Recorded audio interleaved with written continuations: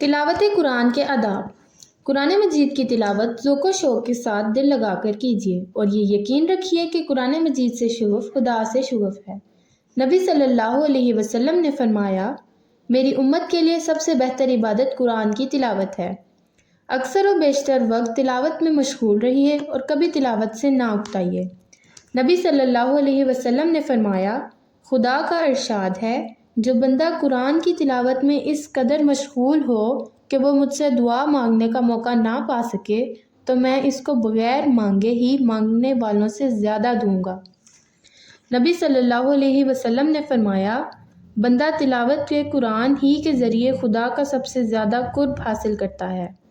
اور آپ صلی اللہ علیہ وسلم نے تلاوت قرآن کی ترغیب دیتے ہوئے یہ فرمایا، جس شخص نے قرآن پڑھا اور وہ روزانہ اس کی تلاوت نہیں کرتا تو اس کی مثال ایسی ہے جیسے مشک سے بھری ہوئی بوتل کہ اس کو ڈاٹ لگا کر بند کر دیا گیا ہے۔ قرآن پاک کی تلاوت محض طلب ہدایت کے لیے کیجیے۔ لوگوں کو اپنا گرویدہ بنانے، اپنی ہوشلہانی کا سکہ جمانے اور اپنی نیکی کی ڈھاک بٹھانے سے سختی کے ساتھ پرہیز کیجیے۔ یہ انتہائی گھٹیا مقاصد ہیں اور ان اغراض سے قرآن کی تلاوت کرنے والا قرآن کی ہدایات سے محروم رہتا ہے۔ تلاوت سے پہلے طہارت اور نظافت کا پورا اہتمام کیجیے۔ بغیر وضو قرآن مجید کو چھونے سے پرہیز کیجیے اور پاک صاف جگہ پر بیٹھ کر تلاوت کیجیے۔ تجوید اور ترتیل کا بھی لحاظ رکھیے۔ حروف ٹھیک ٹھیک ادا کیجیے اور ٹھہر ٹھہر کر پڑھیے۔ نبی صلی اللہ علیہ وسلم کا ارشاد ہے، اپنی آواز اور اپنے لہجے سے قرآن کو آراستہ کرو۔ نبی صلی اللہ علیہ وسلم قرآن کو ایک ایک حرف واضح کر کے اور ایک ایک آیت کو الگ الگ پڑھا کرتے تھے۔ اور نبی صلی اللہ علیہ وسلم کا ارشاد ہے، قرآن پڑھنے والے سے قیامت کے روز کہا جائے گا، جس ٹھہراؤ اور ہوشلہانی کے ساتھ تم دنیا میں بنا سنوار کر قرآن پڑھا کرتے تھے، اسی طرح قرآن پڑھو اور ہر آیت کے صلے میں ایک درجہ بلند ہوتے جاؤ۔ تمہارا ٹھکانہ تمہاری تلاوت کی آخری آیت کے قریب ہے۔ یوں تو جب بھی موقع ملے تلاوت کیجیے، لیکن سحر کے وقت تہجد کی نماز میں بھی قرآن پڑھنے کی کوشش کیجیے۔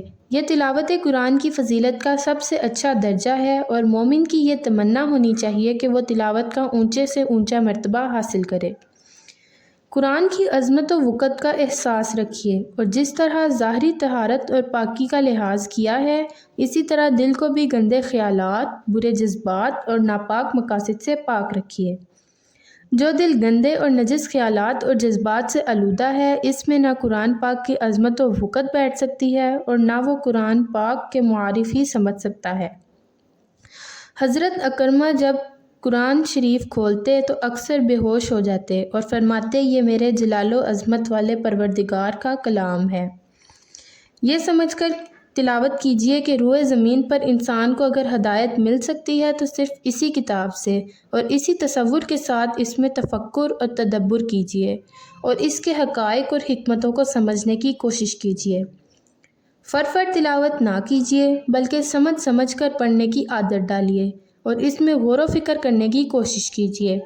حضرت عبداللہ بن عباس رضی اللہ تعالیٰ عنہ فرماتے تھے کہ القاریعہ اور القدر جیسی چھوٹی چھوٹی صورتوں کو سوچ سمجھ کر پڑھنا اس سے زیادہ بہتر سمجھتا ہوں کہ البقرہ اور آل عمران جیسی بڑی بڑی صورتیں فر پڑھ جاؤں اور کچھ نہ سمجھوں۔ نبی صلی اللہ علیہ وسلم ایک مرتبہ ساری رات ایک ہی آیت دہراتے رہے، ان تعذبہم فانہم عبادک وان تغفر لہم فانک انت العزیز الحکیم۔ اے خدایا، اگر تو ان کو عذاب دے تو یہ تیرے بندے ہیں، اور اگر تو ان کو بخش دے تو تو انتہائی زبردست حکمت والا ہے۔